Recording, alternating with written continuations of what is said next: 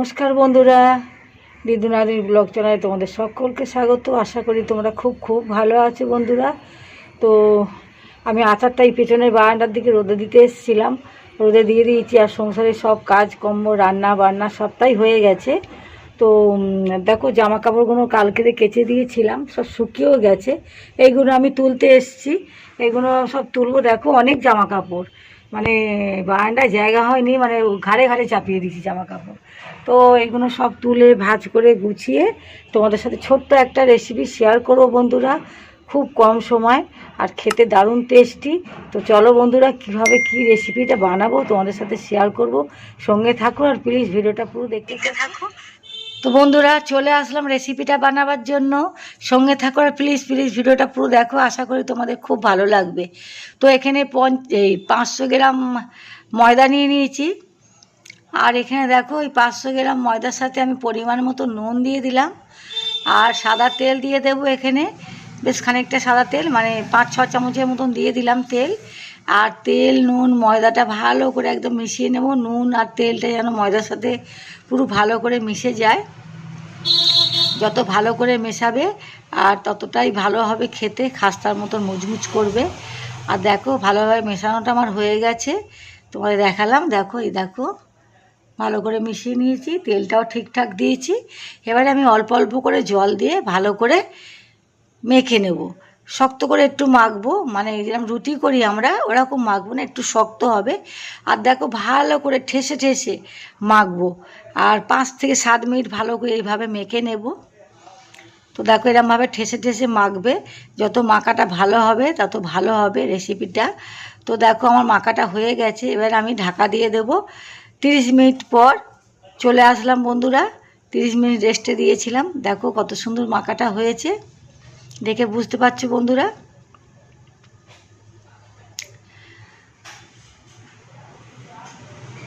তো দেখো বন্ধুরা, আমি একটা লেচি কেটে তোমাদের দেখালাম না, দেখো ডিজাইনটা কত সুন্দর হয়েছে।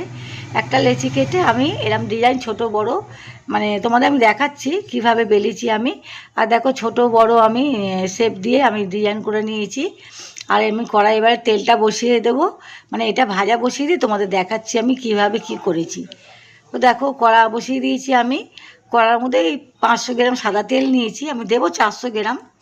তো তেলটা দিয়ে আমি আস্তে আস্তে ছেড়ে দিই, যেগুলো আমি মানে মানে শেপ করে বেলে রেখেছিলাম সেগুলো তেলের মধ্যে দিয়ে দিলাম। দেখো সব দোকানে যে আমরা কটকটি ভাজা কিনে খাই, সেটা কি তোমরা এক মাপে পাও? ছোট বড় দেখতে ভালো লাগে, সমান যাতে ছোট বড় দেখতে বেশি ভালো লাগে। তো দেখো ছোট বড় করেই আমি করে নিয়েছি। আর দেখো গ্যাসটা আমার খুব নর্মালে আছে, গ্যাসটা আমার নর্মালে আছে রেখেছি কেন, আমার আস্তে আস্তে ভাজাটা খুব সুন্দর হবে। তো এখানে ভাজাটা হচ্ছে বন্ধুরা। আর এদিকে দেখো ভাজাটা আমার আস্তে আস্তে ভাজাটা হয়েই গেছে বন্ধুরা। এবার আমি তুলে নেব, তারপর তোমাদের আমি দেখাচ্ছি কীভাবে আমি বেলেছি, কতটা মোটা রেখেছি, কীভাবে বেলেছি, কতটা পাতলা, সব তোমাদের দেখাচ্ছি আমি, দেখতে থাকো। তো এটা তুলে নিলাম, দেখো বেশ লাল লাল করে ভেজে নিয়েছি।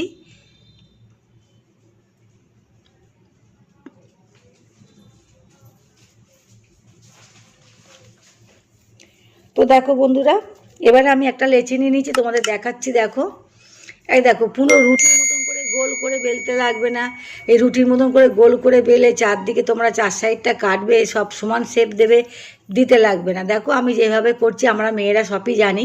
দেখো একটু হাতে করে টেনে নিয়ে চৌকো মতন করে নিচ্ছি, যাতে আমার 4 সাইড, মানে তোমার 4 সাইডে আর করতে লাগবে না, মানে সাইড কেটে বাদ দিতে লাগবে না। আর আমি কি বলো তো বন্ধুরা, কোনো আটা দিয়ে বেলছি না। আটা দিয়ে বেললে কি হবে, তেলটা পুড়ে যাবে, তেলটা কালো হয়ে যাবে, ভালো লাগবে না। তো আমি হালকা করে বেলেন চাকতির মধ্যে তেলটা লাগিয়ে নিয়েছিলাম। দেখো আর কোনো তেলই দিইনি আমি, কিন্তু একবারই সেই প্রথমবার যখন করেছিলাম। এবার দেখো এই যে বেলে নিচ্ছি, চৌকো শেপ দিয়ে বেলছি, যাতে আমার কোনো সাইড কেটে বাদ দিতে হবে না। রুটির মতন করে গোল করে দেখো আমি মোটা কেমন মোটা করেছি দেখেছো বন্ধুরা। তো এরকমই হবে মোটাটা, বেশি পাতলাও না বেশি মোটাও না। এই যে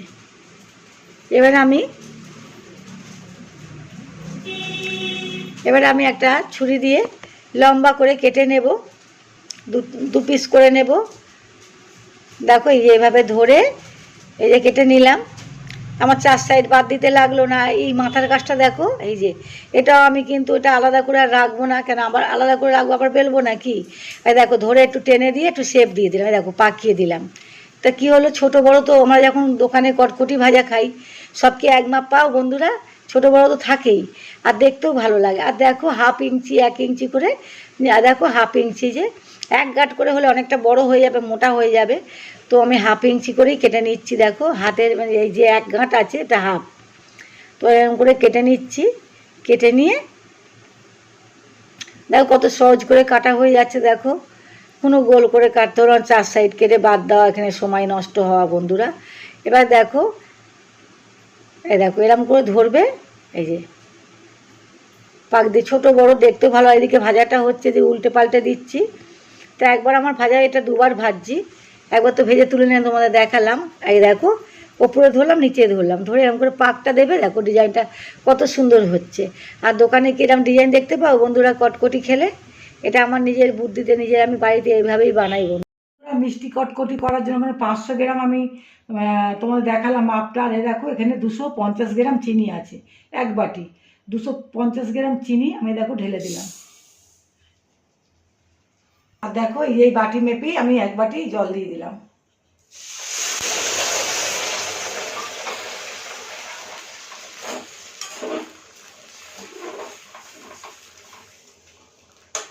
বুঝে তোমাদের ভেঙে দেখাচ্ছি।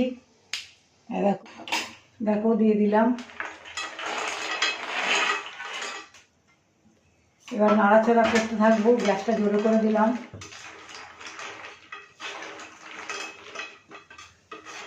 তো দেখো বন্ধুরা প্রায় আমার হয়ে এসছে, বুঝতেই পারছো দেখে। এই দেখো এবারে আমার নামিয়ে নেওয়ার পালা, তোমাদেরকে দেখিয়ে নিলাম। এই দেখো দেখে বুঝতেই তো পারছো। দেখো